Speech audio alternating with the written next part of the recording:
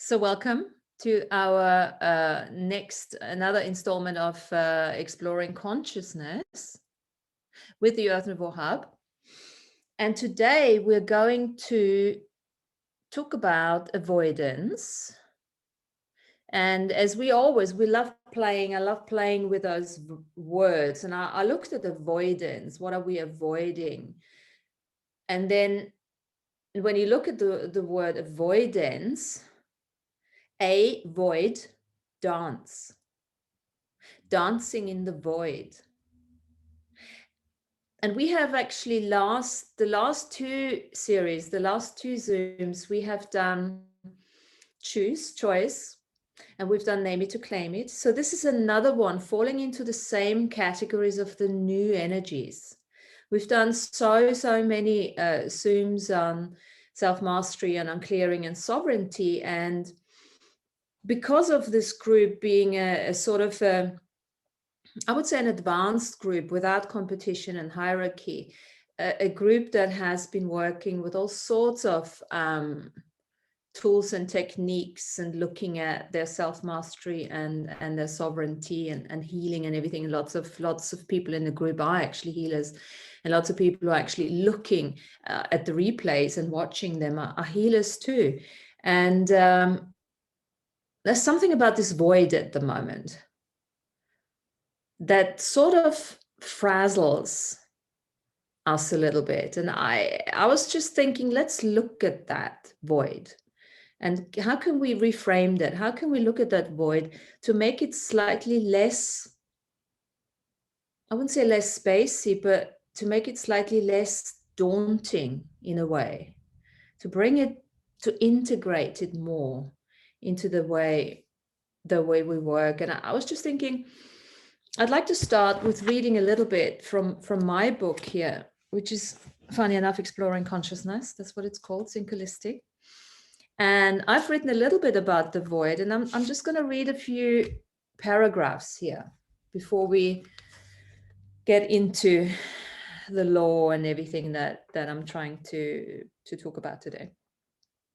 So the void is a time of no time, of not knowing, of knowing, of not acting, of acting, a being and a doing in sync with the tidal waves of life and living, a dancing stillness, a peaceful warrior grounding and mystically evolving into a new awareness of a sentient being connected to the ocean waters of creation, trusting the wind of change, and sacred discipline to power the cells of transformation. Awareness is change. Should awareness be changed? Because it can. What about decisions that demand to be decided? Dreams, dreaming of being dreamt. You're just feeling, you're seeing, hearing the whispers of uncertainty. The ship has left the shore. There is no hiding anymore. When the eye finds nothing to see, that nothingness is perceived as space, as void. When the ear finds nothing to hear, deafness opens up a new way of sensing. Sense that vast space as your own inner depth, pregnant with possibility, precious stillness without form, ready to explode through your authentic voice. Allow your brain to sink into the heart and gut, to think of change and transformation, and how to follow the path of light and rebirth.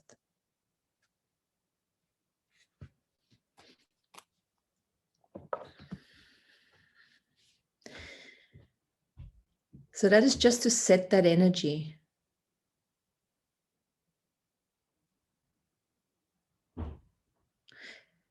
Now, the third law, Newtonian law, I looked it up, and it is all about action. Every action has an equal reaction, an equal and opposite reaction. Now, this is really, really important with what we're trying to illustrate today.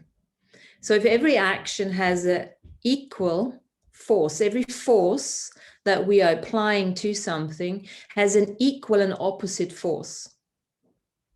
So let's take the example of walking. As the foot exerts pressure, force onto the ground itself pushes back with an equal and opposite force. So everything is always in balance, whilst there are two forces being applied. It's almost like the one force nullifies and voids the other force. And this is how we walk. This creates movement. Now, we only focus on the movement of that, but we never look at we're less inclined to look at that void, that nullification of that one force and the other force.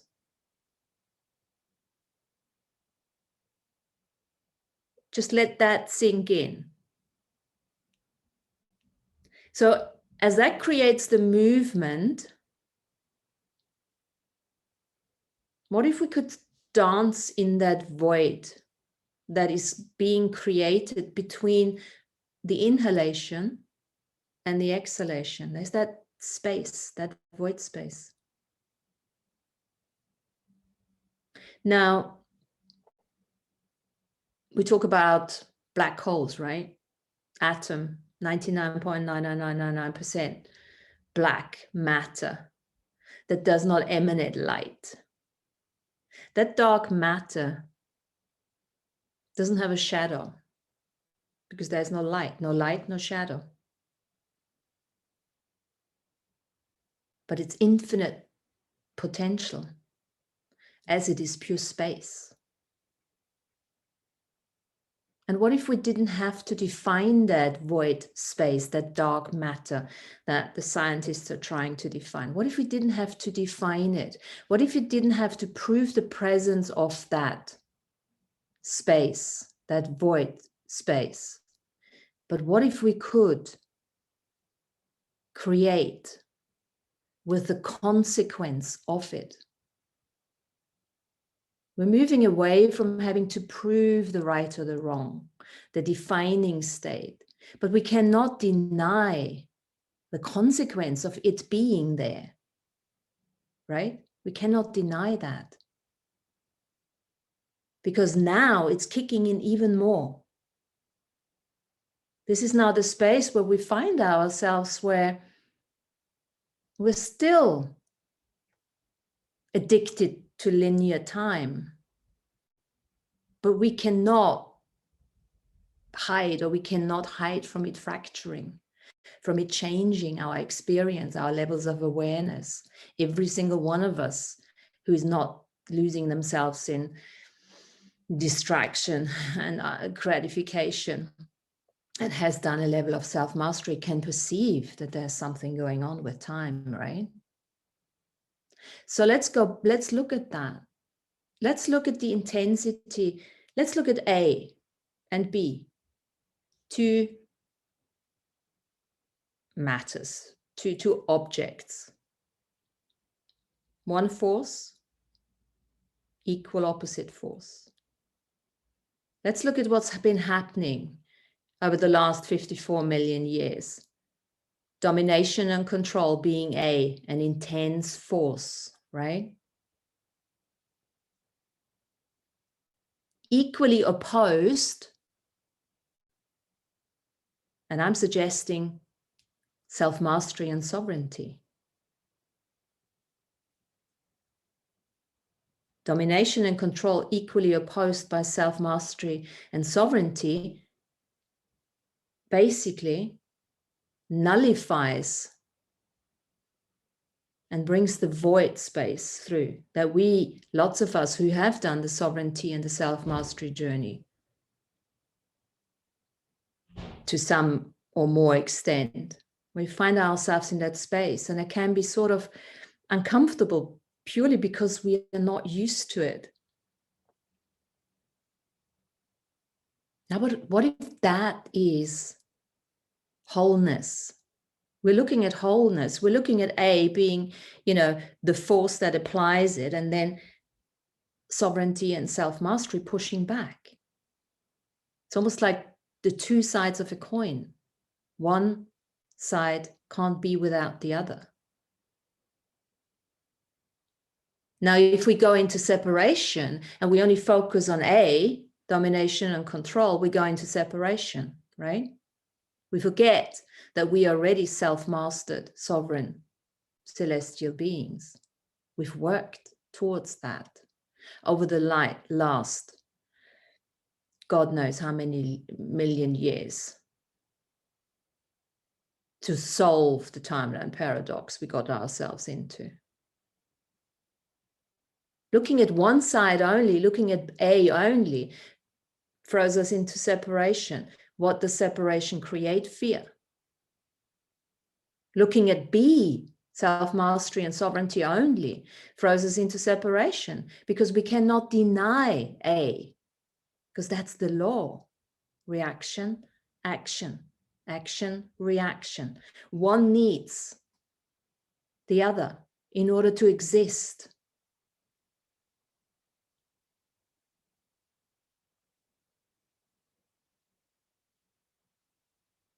Are you still here? Yeah, we're Yes, I'm here.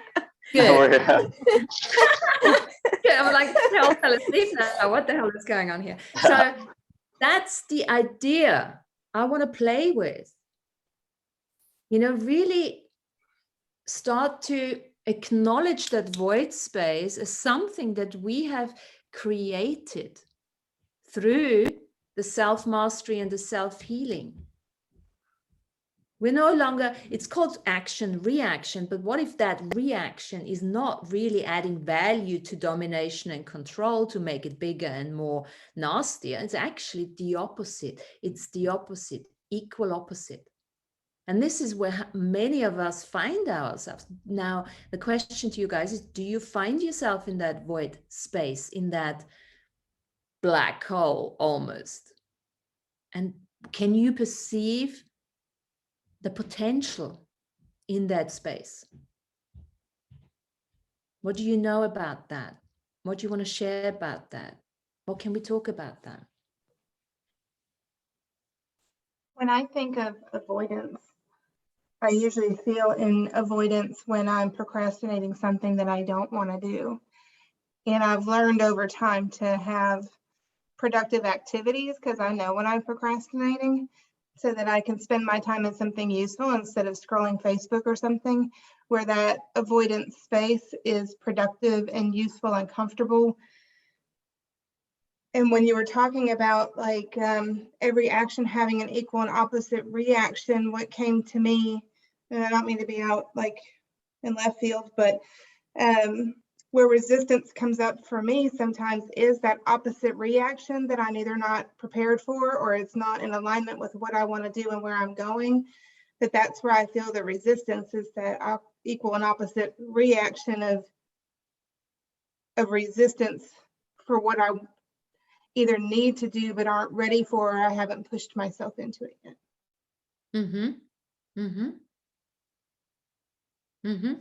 Now, having played with the word avoidance and then giving that context of the potentiality and the pregnancy, that of the void, yeah, it's almost like a it's almost like an oxymoron here.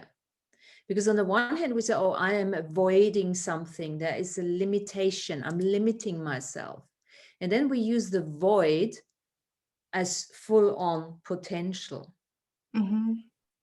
And, this is a bit of a stretch, because we're just playing with the word, because I want to look at how can we redefine avoidance in the context of the full potentiality of the void. Now, also saying that, it's space. That's why I use the dark matter, the black hole. That's the void space. Now, we haven't defined it yet. We don't know what's in there. So we're limiting, we say this is limiting, that we are avoiding something and we're judging ourselves for not doing more, pushing ourselves more. But on the other side, we got the void space that is totally undefinable. We don't even know what's in there yet. So what is it that we're pushing ourselves into that we don't even know yet? Because this is a new energy. This is the new energy of space. I mean, I just made that up because we're looking at this void space. It's no longer the energy of that. We're not taking the light away. Of course, light, space, this is all part of who we are. But the old energy, I'd like to look at the old energy of that light. We just looked at light, light, light, and the shadows and the lights. You know, what are we doing right? What are we doing wrong? Now, if we look at the black hole, there is no shadow. It's dark matter. Mhm. So we're looking at space. So think, just get the energy of it, because we don't really necessarily have too many words for that yet. But what if you could just create within that void space? Is there even the old definition of avoidance that we can still use it? Are we still avoiding something? Or is in that new space, in that void space, creating with that new space, is it a completely different way of creating that we haven't even considered possible yet? I would think of the void almost as being like a safe place for me.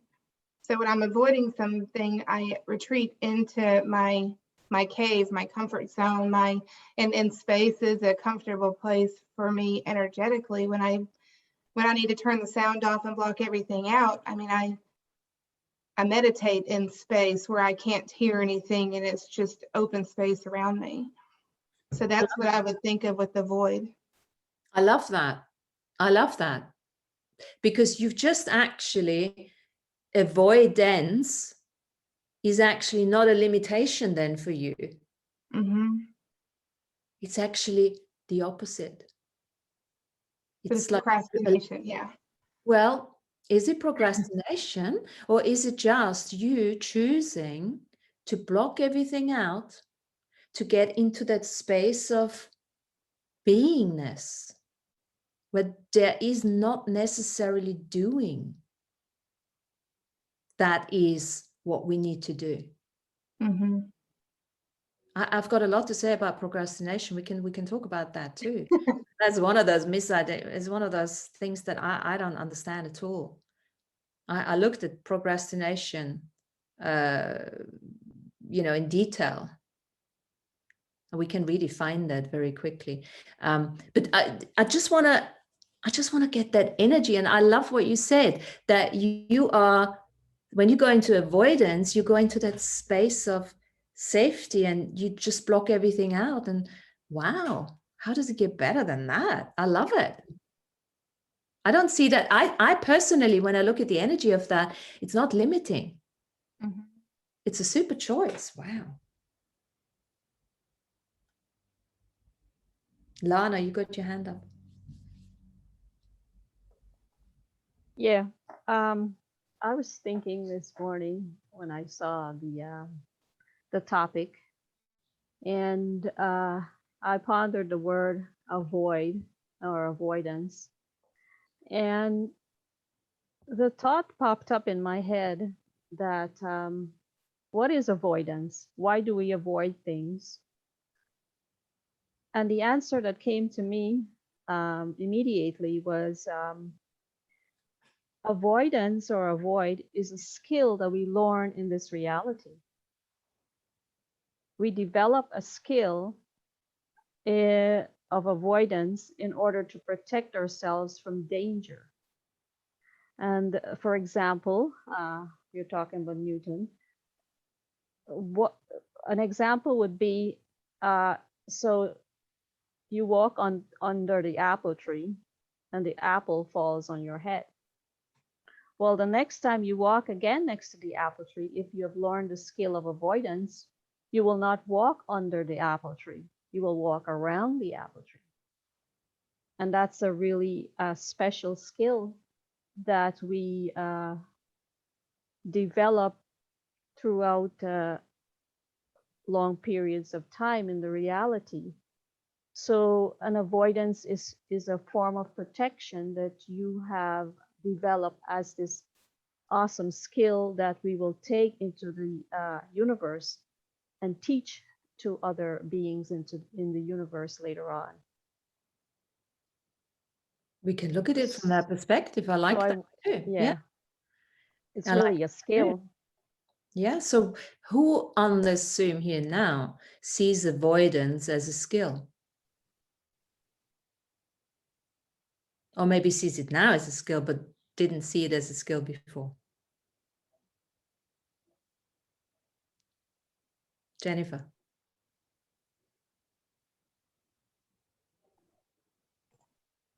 I was just saying, I do see it as a skill. Have you always It can seen be it as positive thing? Yeah. It's a choice. It's a choice like anything else. And it has been, we've been incarcerated with, oh, what are you avoiding here? What are you not trying to, you're not pushing yourself too hard, like you said, Jennifer, you're not taking responsibility, or you're not doing this. That's the thing. So as soon as you look at it from a different perspective and you play with this void space, there's an energy that opens up and a whole different meaning can come in. And I think in these new energies, we've been doing this over the last couple of, 2 years now, but more and more we have to really look at how limiting certain words are. And how because you see, with this void space now, I don't want to say agree, but can you perceive, have you had experiences with that void space? Like Jennifer said, she feels very comfortable in that void space and she retrieves into that void space. But has anyone had experiences? I've certainly had in the beginning when it started for me. It's like, whoa, what's going on? I'm like, I'm not doing enough. I'm losing my passion, not having enough clients. I'm not saying the right things. It was like, but it was almost like the body wouldn't allow me to do the things that I used to do because the energies have changed. The only way, if you want to use avoidance in the old ways, in the judgmental way, in the point of view way, you're not doing enough. All I'd say is you're not doing enough now is you're not doing less. You're not allowing yourself, you're avoiding to do what is right for you. Or right's not the right word. You're avoiding to do what is true for you, what resonates with your true being. But what I want to say also, Martina, is that sometimes avoidance can bring about resolution, karmic resolution, just by avoiding and waiting it out. Absolutely.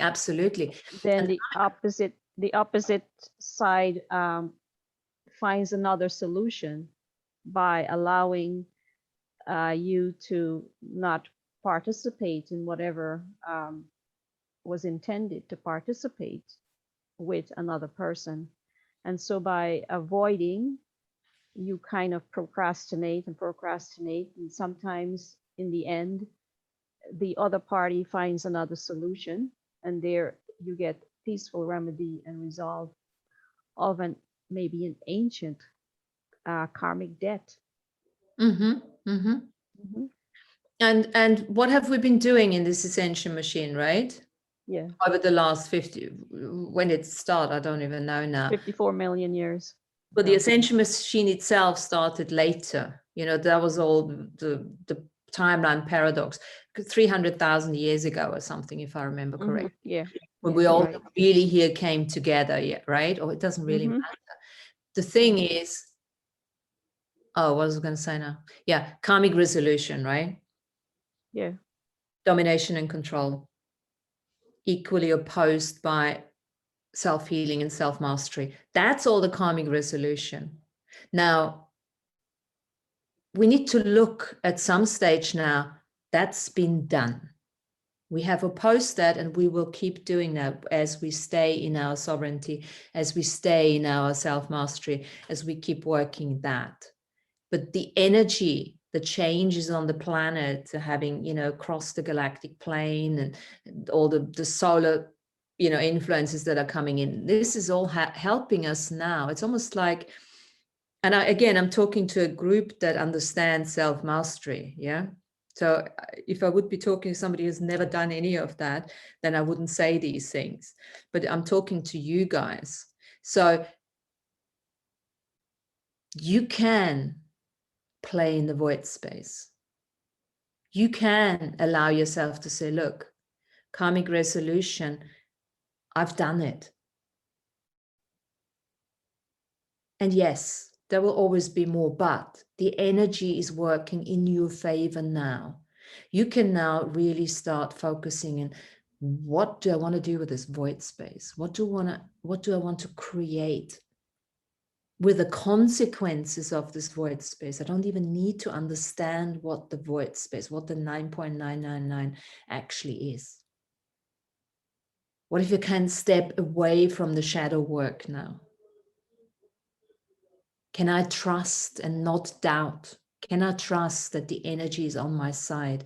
The energy is serving me. Can I stop avoiding to be the realized, embodied being on this planet? Because this is what we came here for. Even if we have to sort of fake it in order to make it, just like we discussed in the last session, name it to claim it.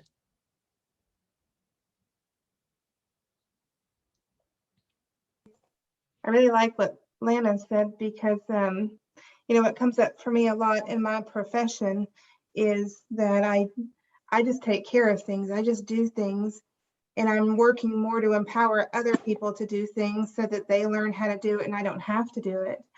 So instead of me thinking I'm procrastinating, I'm really avoiding being the doer of it, and I'm letting somebody else be the doer of it. They learn it, and that gives me more time to focus on my self-mastery and on my spiritual work, because ultimately I want to work less in that 3D job and work more in my spiritual practice. And so that turned it from a negative to a positive in how I perceive, what I do in terms of procrastination or not jumping on something when it needs to be done, but instead letting somebody else step into that role so that they can do it. And that frees up me to do the things that I actually want to do in my void space. So that really shifted my perspective.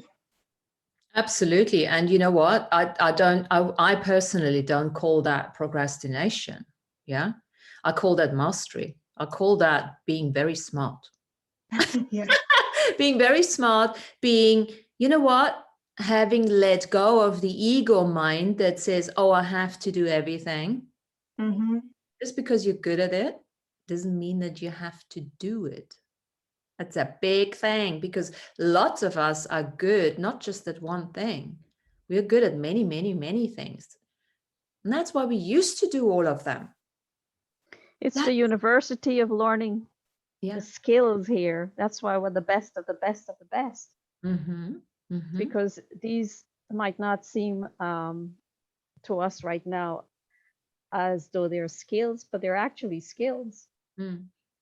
Avoidance, as I said, is a skill. You have to learn how to avoid something, because as little children, you don't avoid things, and so you find yourself in trouble all the time, and then mommy or daddy has to come and get you out of it.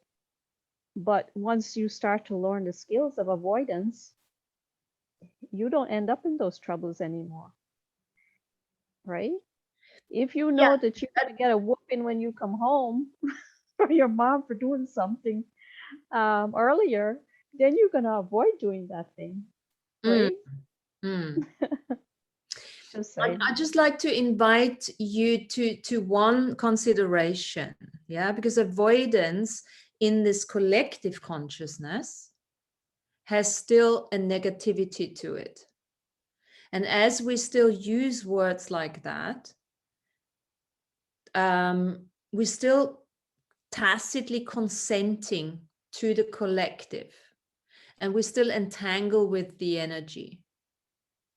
So another word for what you're saying, Lana, is using your awareness. Awareness is a word you can use for anything. It's pretty neutral. Yeah. Using your awareness. You learn the apple falls down. Okay, next time you have an awareness not to go there anymore. Yeah. Maybe that's why Newton was the neutral observer, just watching the apple. He learned that skill already. So this is the time now where we're stepping into that space. And for some, it feels comfortable. It's vast. For some, it feels uncomfortable. For some, it feels scary. For some, it feels whatever. What does it feel? For Jennifer, it feels comfortable.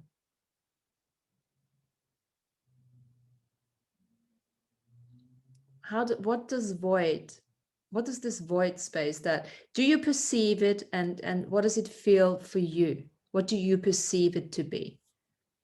Anyone else? I think for me that it's almost like taking that moment out of time, right, for breathing and reflection, and almost like waiting, right? Like you were saying, the void, it's like the top of the breath, right? It's that still point where everything has potentiality to occur in this now moment. So that space in between the breaths, yeah, that void space. I was saying early on, we're talking about uncertainty. We talk a lot about uncertainty and the edge of unknowingness. And I think this is why some people probably get a bit, or including myself at times, you know, what's going on, what's next. We want to be able to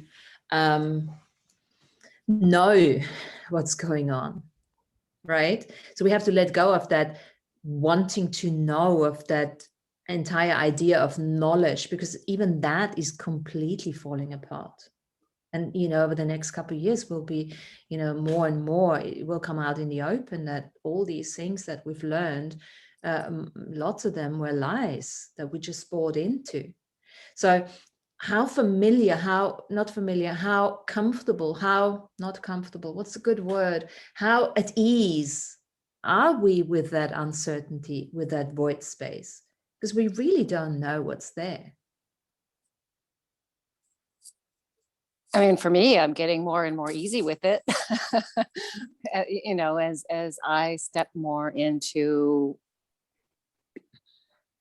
my, you know, opening up to my power and path, realizing that there is a lot of potential there, right? It's like an unlimited energetic that in this linear way of thinking, we don't really even have a context for.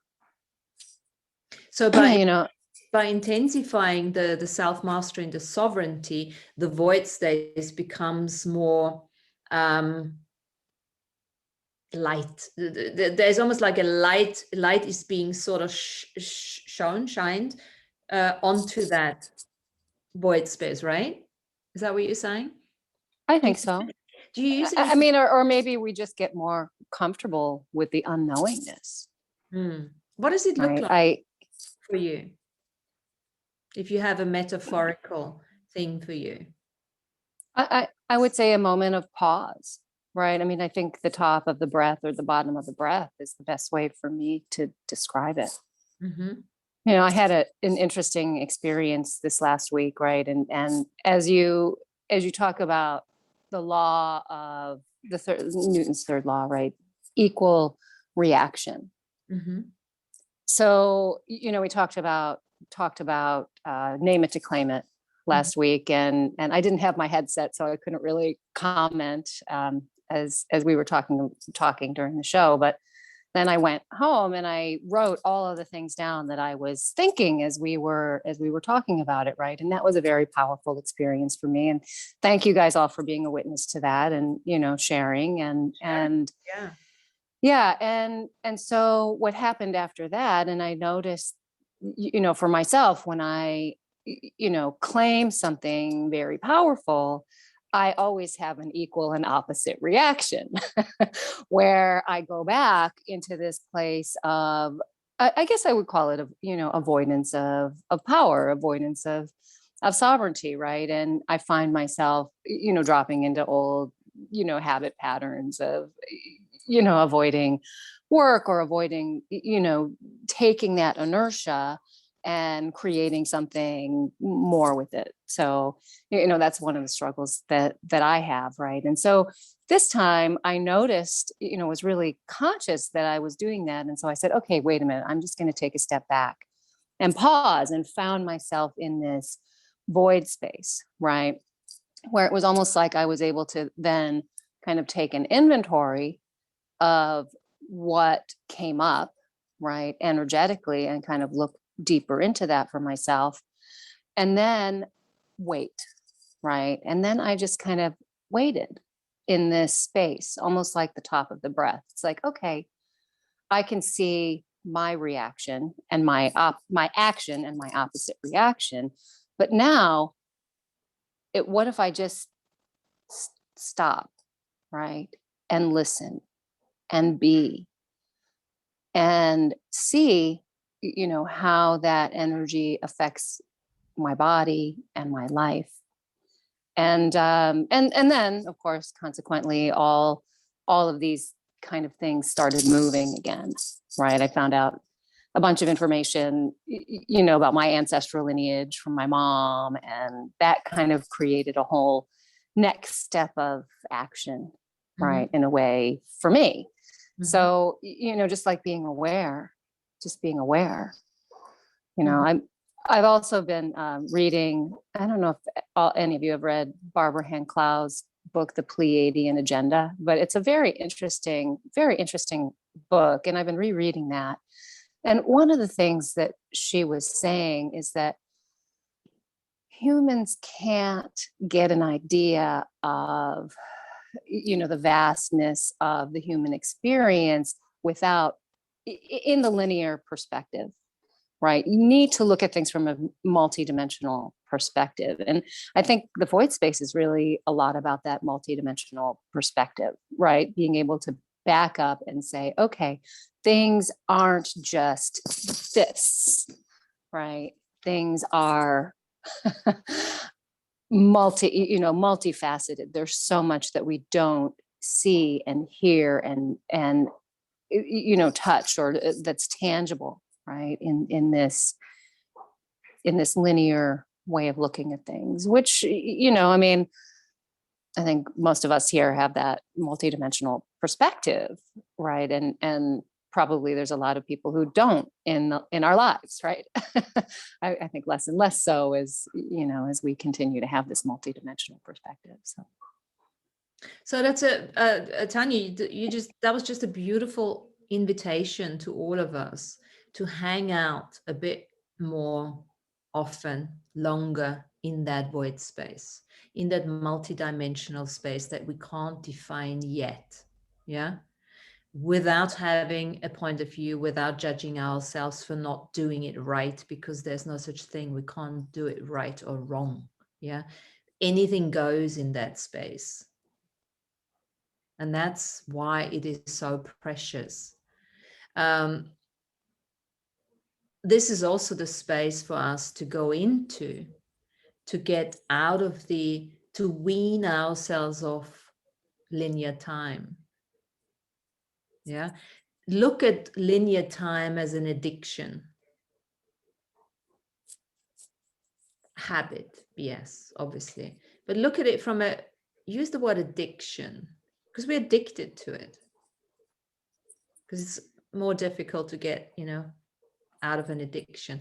Now, the void space is that space where we can go into, doesn't judge, it's pure consciousness, even more undefined as anything else that we know, because it's not defined. Everything is available there, pure potential, no judgment, no judgment, no judgment, pure choice. Perfect, soothing place for us to hang out and just play with that multidimensional capacity that we have.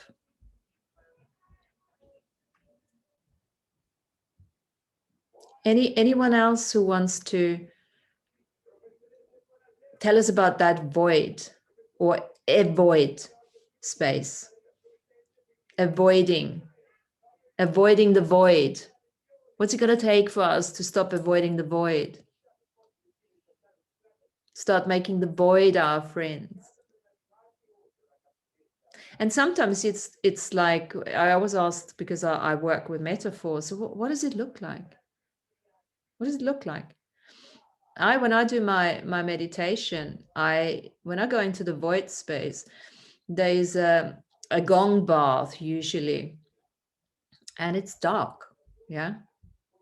For me, it's so fast, so vast, and everything is so fast. It's the speed of light in there. It's huge. But as Jennifer said early on, that darkness doesn't throw me. It embraces me, it nourishes me, it nurtures me, because it gives me that space. It's almost like it reminds me of the space that we are. And I go there, and sometimes I have an experience there, and I take my dragon with me. And sometimes I'm just there. It's like having a bath in that energy. It just feels expansive. And sometimes I don't have to put words to it. It's a nice space to hang out. My voids, I'm sorry, go ahead. No, I just said dancing in the void space. Jen, go ahead. Sorry. In my void space, time slows down. Like you said, things will go really fast. For me, they slow down, but I want to slow down. So I think I set that intention. Mm-hmm. On the topic of, to understand that time is not linear. In a past life regression session that I had, and instead of seeing individual lives, I saw them like all at once, almost like a Zoom screen where like there was like a box instead of everybody's camera, it was each life. And they turned and looked at me like to acknowledge me. And I was able to connect with each of those in that vision, in that moment. And I've been practicing since then that I can retrieve information from those lives if I go into like a deep meditation, which I mean is a void space. I can put myself back as that person in that lifetime, and I can retrieve that information, understand that it's all going on at the same time, and I can use that information to help me where I am now. And I opened it up to allow them to do the same with me, that if something that I know in my body now would help them in that lifetime, that they would have access to the information that I have now. And I feel like that really expanded my comprehensive understanding of the universe and how things play out and where I've been and what I've done. That came back to mind when Tanya was talking. It's like a resting, a healing place, and a place for new creations. Yes. Well, I'm reminded of what Andrew said, that the Lemurians, I think the Atlanteans as well, when they were locked out of time, I would believe that they were in void space. Would that be correct? Yeah. They were locked out in void space. Yes. Yeah. So that's why we put the context. Everything you ever discuss, it's all about context. Yeah. So we're talking this play of words. Yeah. I mean, yes, absolutely. Souls and but for us as well, because, you know, I'm certainly not the only one who goes out into the void space to bring back those trapped souls. How many of you have done that? Yeah. To bring back Very, your soul shards that were locked out of time. yes. Yeah. Your own soul shards and other soul shards. We do this in dream time. Yeah, we do this all the time. And having said that, we can do that because we have that comfort. Not comfort is not the right word, but we feel at ease with the void space, right?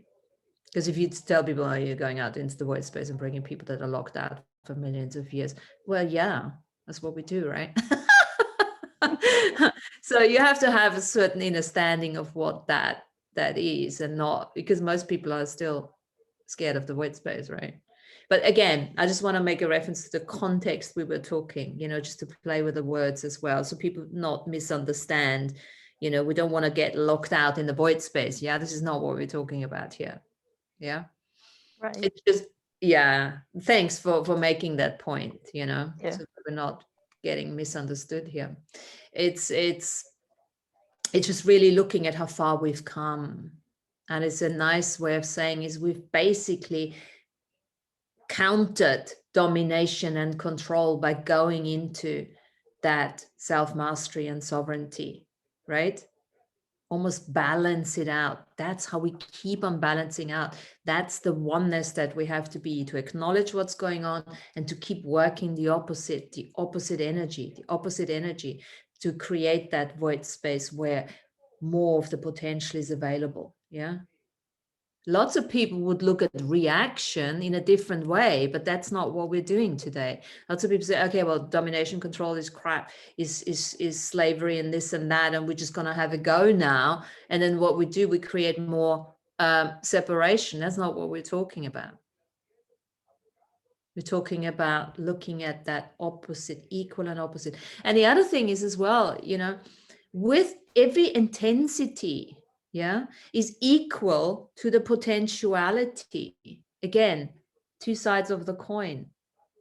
And then the question is, which one are you participating in? Which one are you feeding? Which one are you adding value to? So what we're seeing now is, you know, all the craziness that is coming out, we can now actually through the Newton laws say, yeah, well, that's all already. In order to keep that in place, we already have the equal and opposing energies that are balancing that out, right?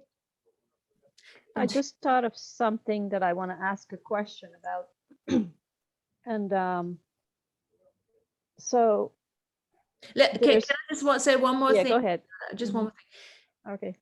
That energy that is equaling out and opposing the domination and control is people like us, people who are doing the work, all right? And of course, Mother Earth that's working along those lines, yeah? But let's not forget that, yeah? That's what we've come here for, and we are doing it. So pat on the back, guys, yeah? No procrastination here. We've done it. We've already done it. We just need to break down now the addiction to linearity, fractional time, so that we can actually see that we've already done it. Lana. So I'm not sure how to articulate myself here, what I'm thinking in my head, but I'll do the best I can. So we're talking about the two different forces. So when you create your force, then you have the pushback of the other force, right? So that's one thing. Now, the other thing is, so there's there's two oppositions. Now we can look at that as duality, but in the natural, let me finish, but in the natural universal expression, the forces are necessary to hold things in place. So in one sense, we're seeing duality in our world. The opposite, you get one action equals the opposite reaction. But in the universal force, it is necessary to have movement in the universe. Yes? Thanks So for we're talking about two different things here, right? Two different forces. Well, it's a two different things. Polarity, duality Concepts. Yeah. is one concept, Yeah. and the restlessness of this earth and us, the going with the flow, with the tides, and like ice is breathing and rock is tides and day and night. That's a completely different thing. Yeah. We could probably say you've got duality and polarity. That's the one thing. But that is not what we are talking about here. Yeah. Right. But it seems like it's one force equals a reaction of another force. You see? So that's why I'm bringing it up. So that we get clarity. Yeah. And that's so that we get the clarity that one is different from the other. Yes, absolutely. That it could be misunderstood. So yeah, thanks for pointing that out. Absolutely. Yeah. Yeah. No, polarity is like one movement. Let's say making one movement right or wrong. Yeah. So you don't stick the finger up. It's not nice. And I said, no, I like it. Stick the finger up. Yeah. There's no, opposite. It's just a point of view. It's a judgment. Duality, judgment. Yeah. The restlessness of the earth, or the going with the flow of what the natural way of flow, let's call it that, instead of restlessness, the natural flow of living of earth is a different thing. It's like, as we said, sun goes down, sun comes up, ebb and flow, ice breathing, or whatever, day and night, all of that. I just thought of something that was really funny. I was laughing in my mind. Tell us. So talking about the duality force. So say, for example, if I slap you on your cheek, then the natural force is that your cheek will hold my hand back. Yes. Yes. But I will feel an impression on my hand, like a sting or something. Yeah. But in duality, you'll have the urge to slap me back. That's right. So it's a different situation. But yet still you will still have the same reaction I had. Yeah. But exactly. when you and again I get the pushback from the cheek. Yeah. Yes. So now that's Newton's third law. But by me slapping you is because, say for example, I hate you and you said something nasty to me, so I'm taking revenge on you, and I slap you and then you slap me back. So the karma is balanced, right? It depends what we've done in the other 54 million. Well, forget the other 54 million years. I don't know how many times we slapped each other. We're talking right now. Yeah. So we balance the karma out because I slap you, you slap me back. But then again, behind that is another force. Yes. Yes. Right. Yes. So that's the two forces mingling together, and we can get and we can misinterpret what we're talking about. Right? Exactly. Yeah. It is two different things. So yes. Yes. Absolutely. Yeah. Sorry for slapping you. No, it's fine. That's absolutely fine. I've been slapped many times. But you slapped me back, so we're even. Fantastic. Yeah. So what else comes up for you guys who haven't said anything? Does anyone?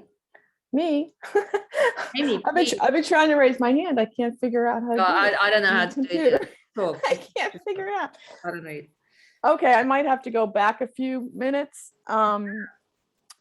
So when you were talking about, when you were reading your from your book, Yeah. I wrote down pregnant with possibility, right?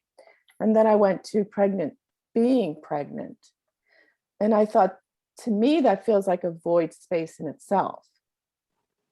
You know, waiting 9 months, the baby, nurturing it, the baby, you know, coming to form, and then we birth the baby, which is the creation of the void.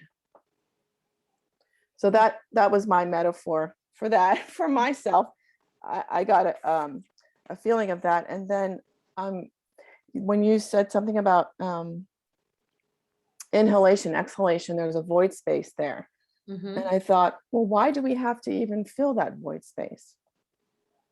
Do we need to create from a void space? Or is that the time, the pregnant possibility happening where we don't do anything? But Does to that be make honest, sense? yeah. Who wanted to say something? No. To be honest, most people don't feel that void space. They don't feel it anyway. Who actually focuses on that space? If you're not really working on your breathing, then you don't actually acknowledge that space in between, Right. the Yeah. inhalation, the exhalation. And I can only speak from personal experience, you know, starting to work with that space, very from an embodied perspective. Yeah. So it's like Kundalini breathing is very physical. So I do one exercises where I have my hands on top like this for, I don't know, 5 minutes, which is excruciating. So you inhale and then you hold the breath on the inhalation. And then you exhale, and then you hold the breath on the exhalation. You drop into that void space. And when you get to that, I call it void space, that inhale, when you get to that space of stillness, the pain dissipates. So I have a real physical confirmation of that space when I drop into that space and I focus onto my navel, and all of a sudden the pain is gone. I'm like, how is that even possible? Just because I'm in that space of stillness, there is no physical pain. And then you keep on breathing, you know, and you go back and it's intense and painful. But when I drop into that space of stillness with intention, the pain goes. Now that is an intensity that I'm creating. Yeah, I'm creating all this electromagnetic, and by holding the arms on top, you're basically balancing the polarity of the electromagnetism that you start creating. But obviously, if you're in pain without doing that, because you got something going on, emotional or not, you can do the same thing. Drop into that space of stillness. Yeah, I do, you know, believe there is that void space. I know what that feels like for me. I guess what I'm saying, maybe back to your question of what do we want to create in that void space? For you, was it, I want to create no pain? Is that what you're saying? Yeah, for me, it's first of all, the acknowledgement. It's almost like I have to prove to myself the shit works, right? It's like, whoa. And also I can extend the amount of time I can do that until everything else starts dissipating. It's almost like I'm dissolving without leaving my body. Very different kind of meditation. It's not, you know, I'm not leaving the body. I'm staying with the body. I'm becoming much more fortified with whatever gets thrown at my body from the environment, you know. Doing that kind of, just for me, doing that kind of meditation helps me to deal with whatever contrasting, and I live in a very contrasting world with contrasting people. So that fortification for myself, this is important to me. I have to pretty much do that, not to entangle.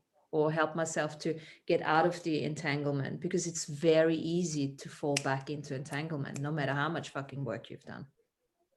Yeah. And I was also feeling like, I just feel like we do have, for me, I feel like we do have a lot of void spaces throughout the day. There's a lot that we don't even know about that we can create within that void space. Yeah. So it's even becoming aware of that, you know, and they feel so big to me. Void spaces actually feel big. Like, yeah. This is one of the reasons why I wanted to have this Zoom today, because more and more of that void space is opening up to us. And instead of getting, not to get thrown by it, well, oh, what's going on here? Start using it. yeah, no, that's very It's helpful. the invitation of today. Yeah. Yeah, that helps.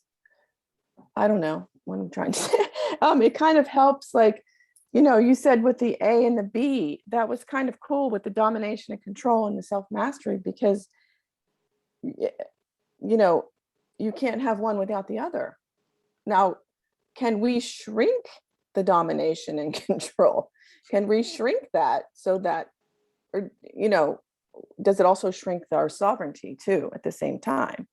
Because I think I almost had this vision of like a big bus, you know, like when you do reaction, you know, and a fly comes on the windshield. Well, the bus is bigger than the fly, but it still is that interaction that they're having. Does that make sense? The forces are still equal, but one is bigger. Well, the way I look at it, equal opposite. Yeah. The more we begin to work with the self-mastery and the sovereignty, the less we'll have the domination and the control, because everything has to be in that kind of balance, right?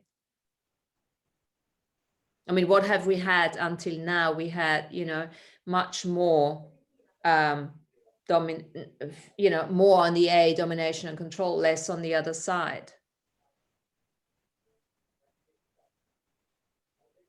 Okay, yeah, I get that. Okay. Could I say something here before you move on, Amy? Yeah, go for it. You were asking the question before, can you create from the void space? And I'm reminded of, I think that I've heard Andrew said that he called the void space the pregnant great void. So the answer would be yes, you can create from the void space. Yeah, no, I get that. Yeah. I think I asked, he what called- do we create? Yeah. Yeah, we can create it's- anything from there. Yeah. Yeah, because it's he's referring to it as the pregnant great void. So everything is in this void space that you can pull from and be creative, you know. Anything you can get from the void space. So it's already there for us. It's already there. Mhm. Yeah. Yeah. It's in neutrality to me. That's the way I look at the void space. It includes everything, judge Mhm. nothing. It's just consciousness. Includes everything, judge nothing. It's like the palace of Great Spirit, the source, universal source. Now, What? unused, and we're Yeah. starting to use it more now. We're starting to tap into it more. That's the way I at least perceive it, you know. It's like, even if you think, you know, we got our 5 or 6 senses, now we can have 200 or more, 200, I don't know, whatever, you know, perceiving more color, you know, and all of that. That's all being facilitated out of that space. Now, Nicola's saying sound healing, playing or receiving really brings me into that void space, especially playing the gong, yeah. Everything and nothing simultaneously, yeah. For your other question here was, can we shrink domination and control? Is that right, Emmy? Is that what you would ask? Yeah. Yeah. Because she said it's the same. I don't know, when you said it's two sides of the coin, they felt equal to me when Martina said it, but yeah. Yeah, So well, my belief, just a minute, Martina. My immediate answer to your question in my mind was yes, we can shrink domination and control by through our own self mastery. And as more and more people become self masters, then domination and control automatically gets smaller and smaller because we are taking out ourselves from domination and control. So each time one person becomes a self master, they're shrinking domination and control naturally. Yes? Are you talking about the collective? Yeah, Right? all of us. Does it matter? Does it matter? Aren't we just sovereign in our own? And We it have to doesn't claim matter. it.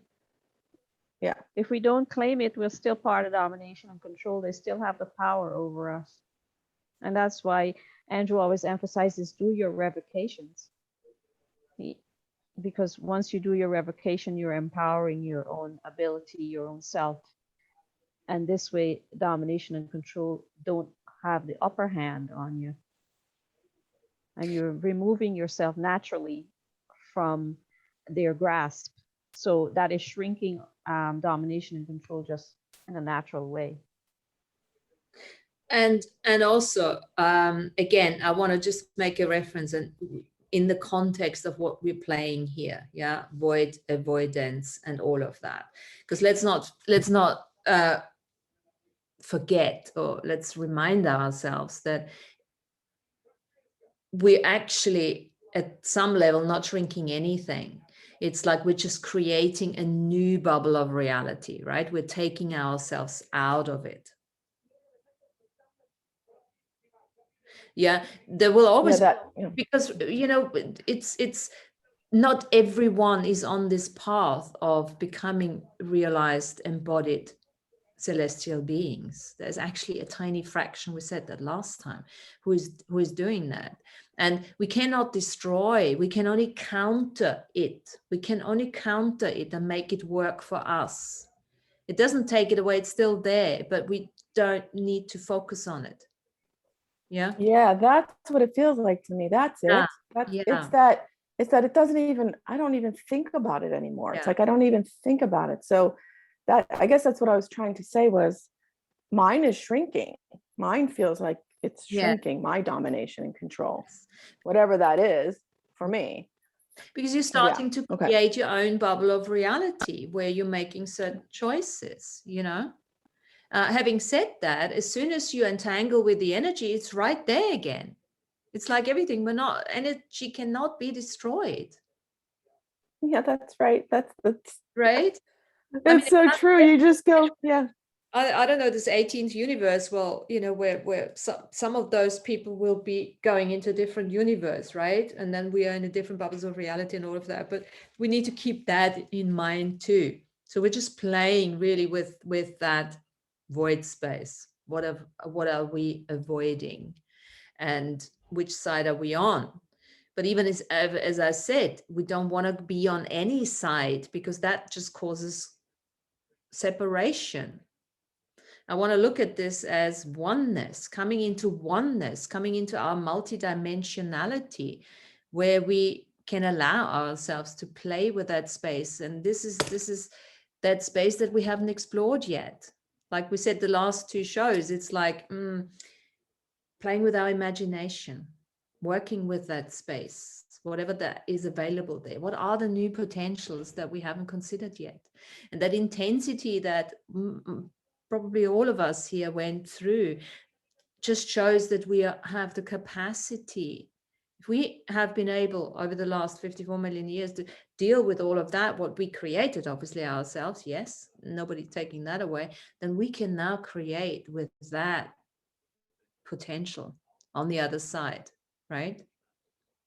Because if we can create that intensity, we can create with the same intensity, but use it to create something that is actually benefiting and contributing to us and the world at large.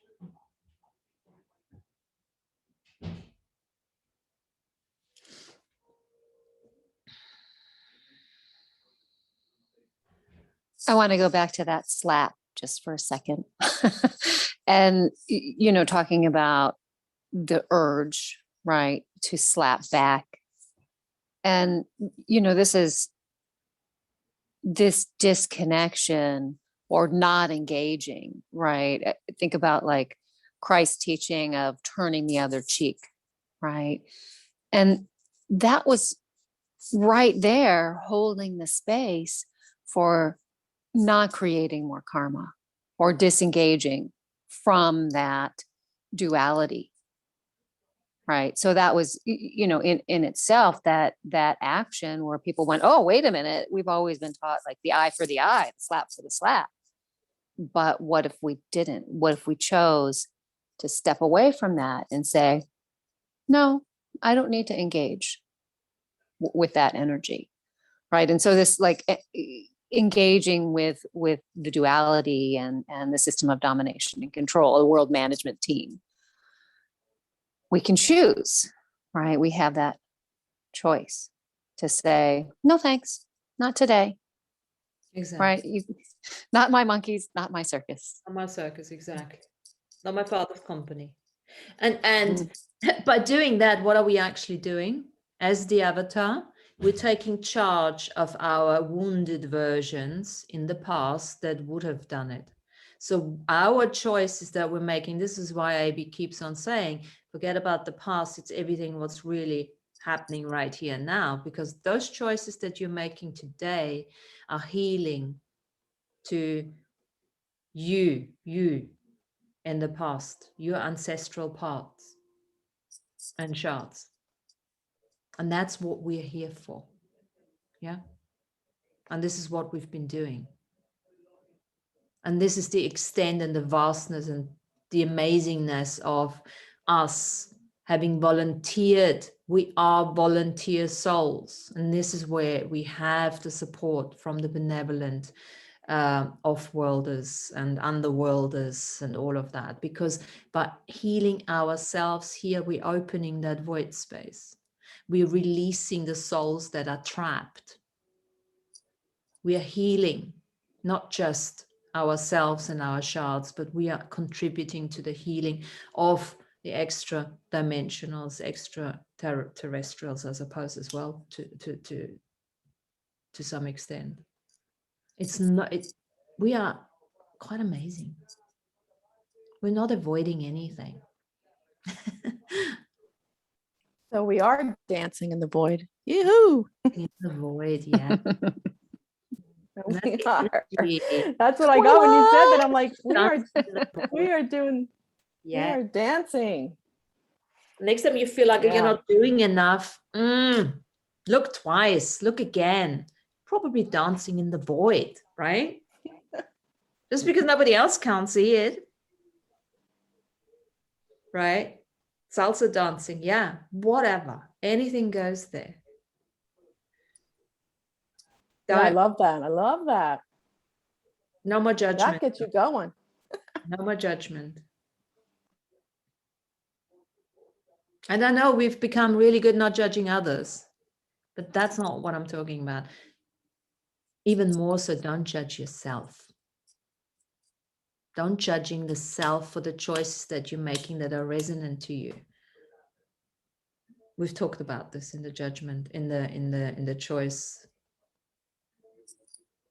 It's okay. It's okay. It seems like we're slowing down. Maybe for some, maybe for some, everything is speeding up, but back to simplicity. It's really just getting off that linear time addiction, getting out of that. We're detoxing. We're actually detoxing from linear time. Is this going to throw us? Of course it does. It will. And that's okay. Because we have the tools, the techniques. And most of the time when it does throw us, then we have entangled. We've taken on other people's stuff. That's actually no longer ours to take on. Never been ours to take on, but obviously we've done it. Can I say something here that I was thinking about? I saw this news today that said that astronomers have received, I think they said 8 radio messages from the center of the galaxy. And as I was listening to the news about it, I'm thinking, oh, so that's coming from the void space. That's coming from the source, the prime creator. I wonder if they send us the messages here, maybe we can interpret it for them. Absolutely, yeah. Because they can't figure out what it is yet. And I'm sure they've received that radio wave for a long time now. It's only now becoming public. And I like you mentioned the word interpret, because we actually are the interpreters between the spiritual and the physical. We are not just the interpreters, we are the conductors. Yeah. We are the connectors, the conductors, the catalysts, and the interpreters. Yeah. Communicators. Yeah. That's what we are. And, you know, it's in our DNA. We all have different levels of it, different versions of it, different ways of doing it. As I said, you know, we're all healers. We don't have to be hands-on to be healers. And it's in the acknowledgement of all of that. By not doing anything. What if you can just lie on your couch and play with the void space? Would that make you less productive? Would that make you a procrastinator? In whose eyes? Good question, because I don't think that you're wasting time. I think you're actually trying to find something out by playing with that, lying on your couch. The measure of your productivity in the next couple of years, in the years to come, is how much of your joy, inspiration, happiness you can maintain for yourself. And then allow it to seep out, to spread out. It's a very individual journey. We know that. It's an individual measure. The main thing is not to get drawn into other people's pains and pathways and realities. It's not easy. We all know that. It can be fun. And the good thing is now, even if we get entangled, we know we can get out very quickly. There's no longer days on days, you know, hours just having the hump or some shit like that. No. Allow yourself to use your emotions. It's fine. Allow you. It's like shape shifting. Yeah. Yeah, whereas it comes back to the skills that we've learned over the eons of time, and we're applying those skills now. When what you were saying just now, you know, something disturbs us or something like that, then those ancient skills, we're bringing it forth and applying it to the situation, so we don't get caught up in the situation in the same old-fashioned way we used to. Yeah. Sorry, guys. No more victimhood. Yeah. But it's almost like we don't even have to work on that necessarily on it anymore, right? We can start embodying that. Tanya. Embodying it, but also teaching it. Yeah. I see so many individuals, you know, clients who are, you know, at that same crossroad, at that choice point of stepping off that wheel of karma, right? Being able to say, okay, no, I can choose now. I don't have to play the I do that to you and you do that to me game anymore, right? And some of these people, like I know all of us, right? They've gone through lifetimes and lifetimes and lifetimes with the same souls, right? That person does something to you and then you come back the next lifetime and do something to them, right? As an equal opposite reaction. But now we can say, I don't think so. I'm done with that. Bye, Felicia. Beautiful, yeah. It's like, think about it. We are supposed to be, or we are the ones who bring the law of universal karma to an end. No more universal karma after that. Isn't that amazing?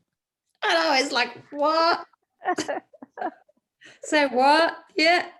Yeah. So what are we going to do then? No more polarity, no more duality, no more right or wrong shit. What are we You think gonna that create there? you think some future generation will blame us for ending it? Who'll probably say, I want to learn all about that. I wish Well, we had duality, you know. And they say, well, that particular generation from 2020, they really screwed things up for us, didn't they? They ended karma universally. yeah.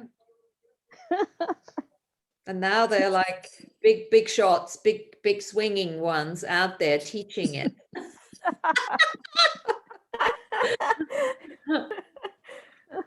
Well, I like the feel. I had the feeling of this. I just said the two shifting paradigms so easy. It's like instantaneous. We can do that instantaneously now. Yeah. In the moment, shift your paradigm. It doesn't even have to take that long. We don't have to think about it. We don't have to write about it. We don't have to. We just snap our fingers and it's done. I'm even thinking, what are we going to discuss in the next couple of weeks on Earth Nouveau? I'm sure you'll think of something. Yeah. We can do all of Newton's laws. You mean cancel his laws out and create new ones? Yeah. Couch positions. I love that. Yeah. Couch positions. Taking notes. Tanya, you got something? Yeah, just about karma. And, again, reading this Pleiadian Agenda, one of the things that, Barbara talks about is the procession of the equinoxes, right? Which I think we're all familiar with. And the way that now we're in the photon band, right? That center of light, right? Going into this next golden age, right? And because we're just in the beginning of that, we're clearing out all of the karma, but it's the karma that's created after we move out of the photon band, right? So we don't, we resolve the karma now, and then we create more karma when we're going through that great darkness, not in the photon band again. Mm-hmm. Mm-hmm. Yeah. So Tanya's saying we're not there yet. Well, that it's a cycle, right? That it's a continual cycle, right? That ebb and flow, like the tides go out, the tides come in, right? We go into the photon band and everything is great and shiny and we build crystal cities again. And then we go back into that dark space and all goes to hell again. No. Yeah. I don't think that will be the case, because if we're bringing resolution to karma universally, then the next time we get to that busy space in the universe, then by then I would hope that the resolution to karma has totally come to an end. Yeah, maybe we've been a bit too what's the word? Too far ahead in the future for that. Probably. Probably gonna take a couple of 100 years. 100.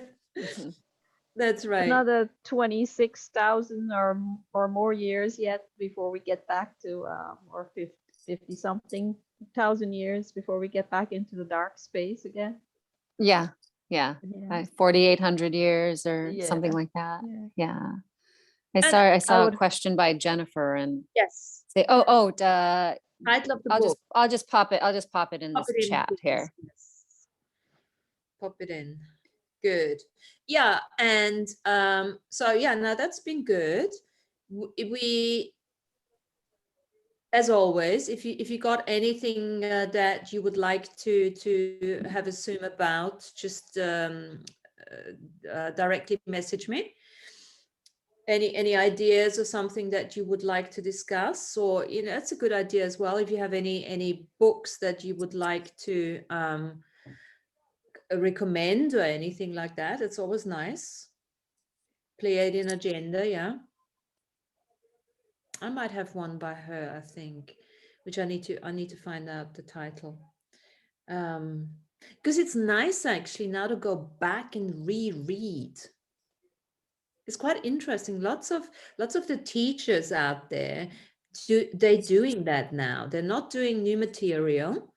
They're actually going back and bringing snippets of the old back, what they've already done, what they've already said. It's quite nice now to do that. There is not much new material out there because we're all in the void space, right? We're all getting used to it.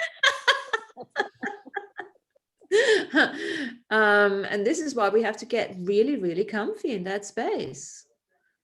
But it's interesting you say about the people, they're bringing back their old material, because when I go back and I listen to some of the original shows that Andrew did, I'm hearing the words that he's been emphasizing that I never took note of at that time when I heard those shows.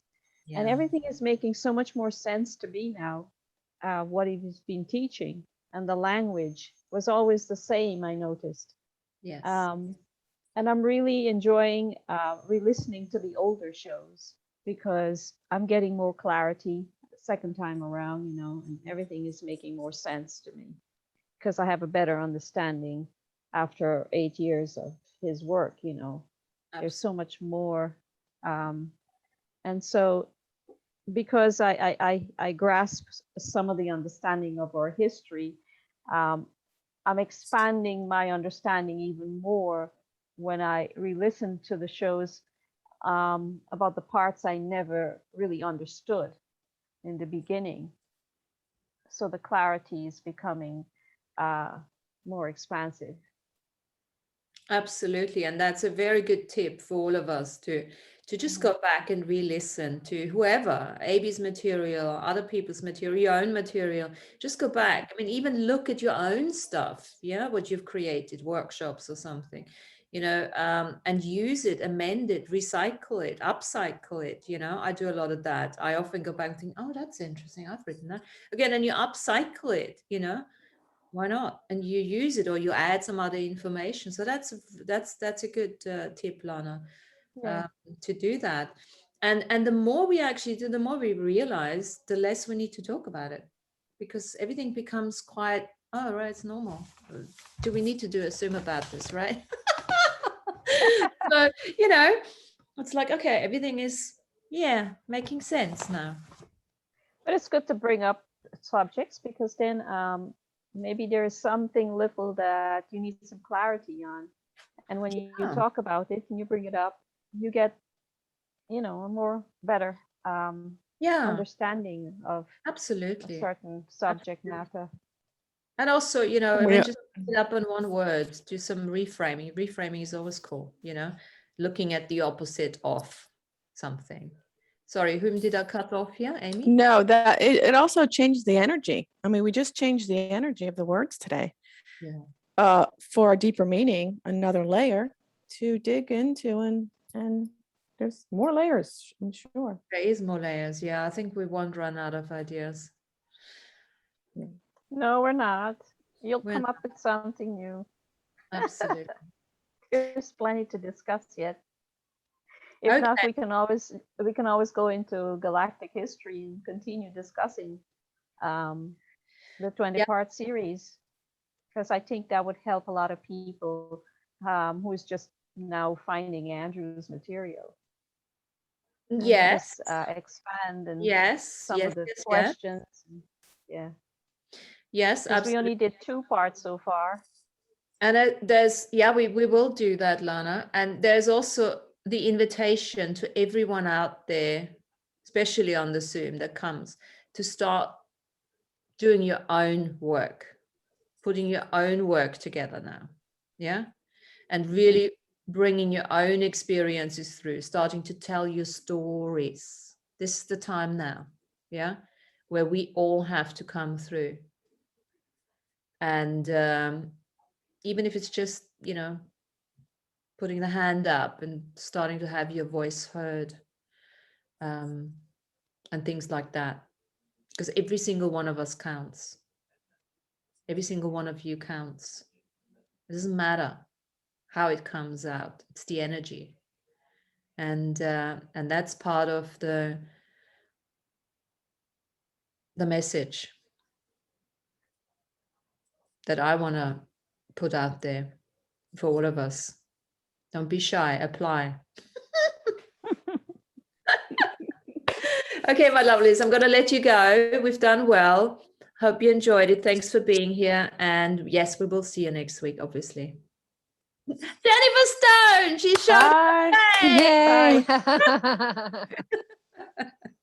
Lovely to meet Thank you. you. Nice to see you all. Thank you all. Bye. Ciao, ciao. Bye.